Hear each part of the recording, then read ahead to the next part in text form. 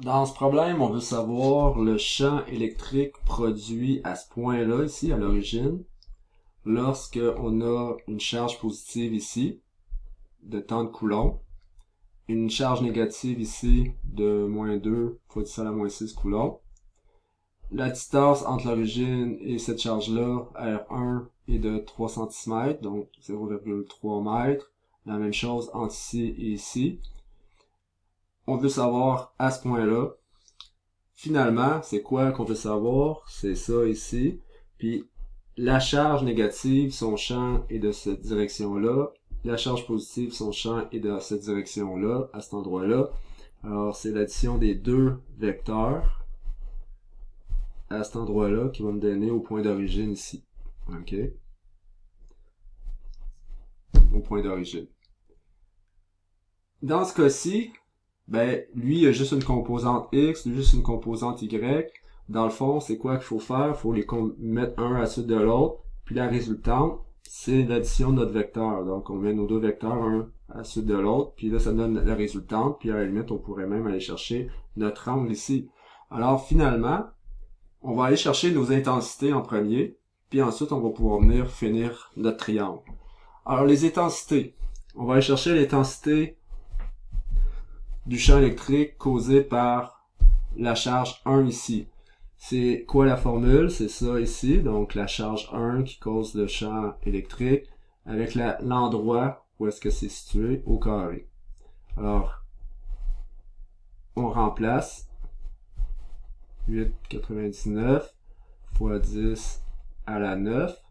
La charge, c'est 4,0 fois 10 à la moins 6, comme ça. Et là, la distance, c'est 0,3 comme ça, au carré.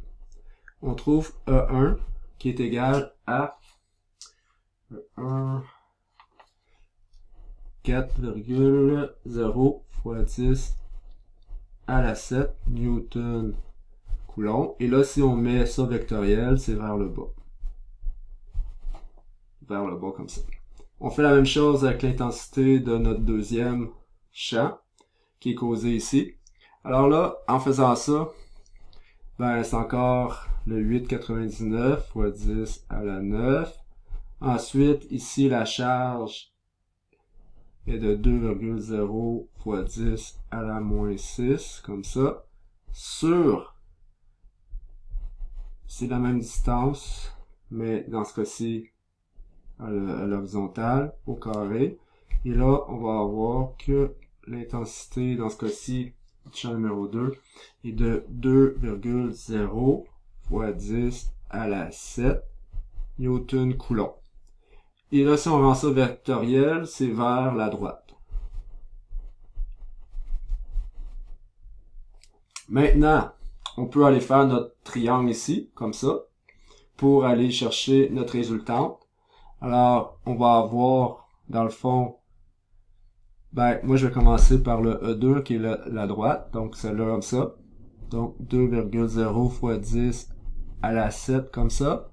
Et là, on va mettre vers le bas, comme ça, notre 4,0 fois 10 à la 7. Ma résultante, comme ça. Donc ça, c'est ma résultante de mon champ à cet endroit-là. Ça fait ça. Donc, Pythagore.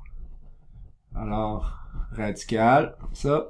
2,0 fois 10 à la 7 au carré, plus 4,0 fois 10 à la 7 au carré. L'intensité, dans ce cas-ci, on va trouver que c'est de 4,5 fois 10 à la 7 Newton Coulomb. Dans le problème, on voulait juste savoir l'intensité du champ électrique à cet endroit-là. Donc, ce serait l'intensité à l'origine du champ électrique est de 4,5 fois 10 à la 7 Newton Coulomb. Sauf que là, si on voudrait avoir le sens aussi, là, il faudrait aller chercher l'angle. Puis là, on rendrait ça vectoriel. Parce que là, si, mettons, on mettait une charge ponctuelle à cet endroit-là, ben là, on saurait vraiment la force appliquée. Est-ce que finalement, elle irait avec un angle par là ou avec un angle par là, selon si elle est positive ou négative. Alors ici, si on irait chercher notre angle qui serait là, ben comme d'habitude, Donc, ce serait tan moins 1, comme ça. Et là, maintenant, on irait chercher notre 4 ici, fois 10 à la 7, sur 2 fois 10 à la 7, donc 4 sur 2. Alors, on ferait notre tan, on irait chercher 63 degrés comme ça. Et là, ça serait, dans le fond, ici, c'est quoi? Vers la droite, avec un 63 degrés vers le bas, comme ça. Donc là, ça serait l'orientation de ce champ électrique. J'allais dire champ magnétique, mais ça c'est plus tard, dans une autre leçon. Alors pour tout de suite, champ électrique, bien sûr.